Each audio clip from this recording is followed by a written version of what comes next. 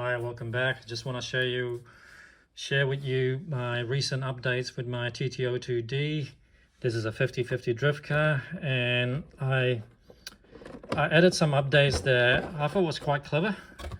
The first thing is, for this body, I added these two mufflers here. This is a Yokomo part. I'll try to see if I can find the part number, but it fits perfectly for this Porsche ISR body. You can see it fits perfectly between these two muffler gap. Yeah, and it looks awesome. I did the front suspension. I decided to mount the front suspension here. So this is actually not, sorry if you can focus, this is actually not a mounting point, because the mounting point is around here. And what I had to do is I had to, see if you can see that, I had to drill right here, drill the screw right through, and then I mount it like that.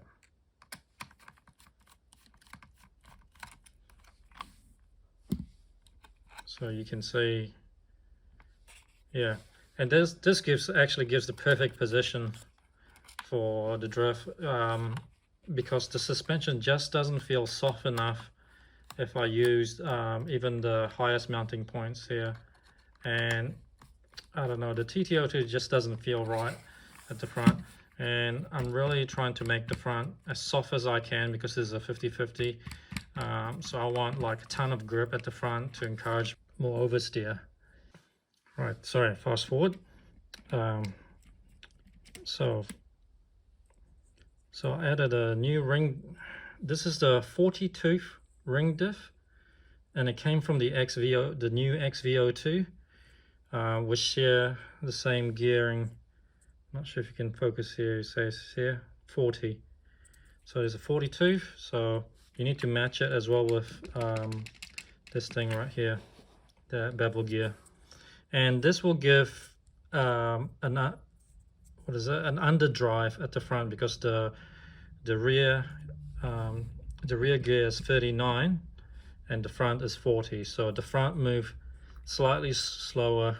I worked it out to be about 2% slower, and you know, it's effectively become a counter-steered car, but barely, and it makes a difference. It's a really good mod because all you got to do, if you already have the front, you do need to use the Tamiya front one way though, because you know it's sandwiched together like that, and it actually doesn't really fit that well. Let me show you. Let me undo this because it's not really designed to fit this one way at all, and I had to modify it slightly to fit. But I also think I bought the wrong type. Next time what I bought is the, so you can see here, was it the diameter here is slightly too large. So what I had to do is, you can see I used one of these tapes, and I taped right around it until it was thick enough, until it was just thick enough to slide this in. So there wasn't very much movement with it. So there wasn't very much movement with it, and yeah, so that works well after that. But then you can also only screw in two pieces unless you want to drill through one.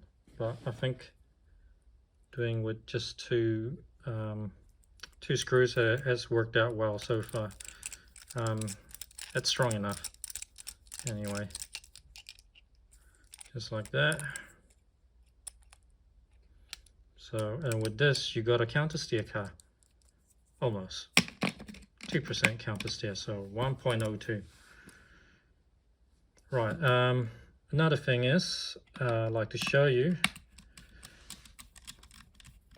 what I'm using at the back. I'm using an open diff at the back. You see, I'm no longer using a locked diff.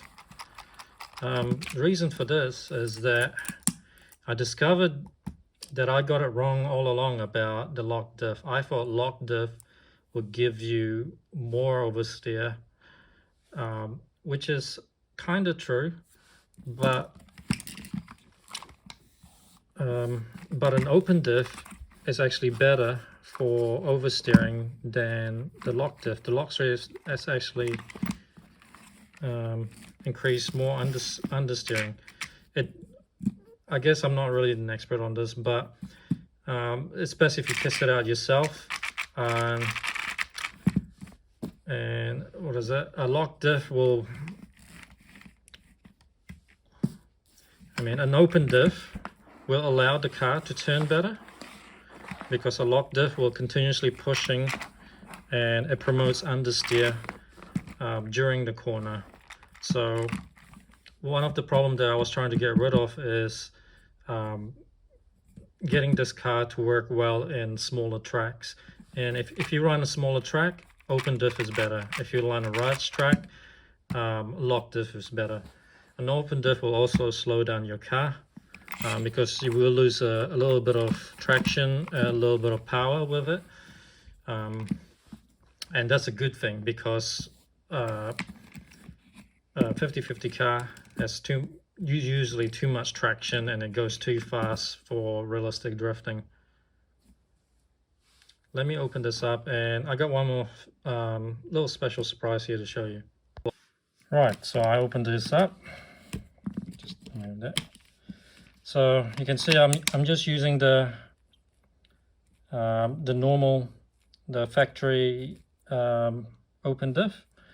You just put, has like, medium resistance. This is not the oil diff, this is just the Bajo. And actually, I think it works fine. It's nice and smooth. You just use the little bit of AW grease on it, like it says in the manual. Now, and so yeah, highly recommend you stick to an open diff rather than the lock diff at the back.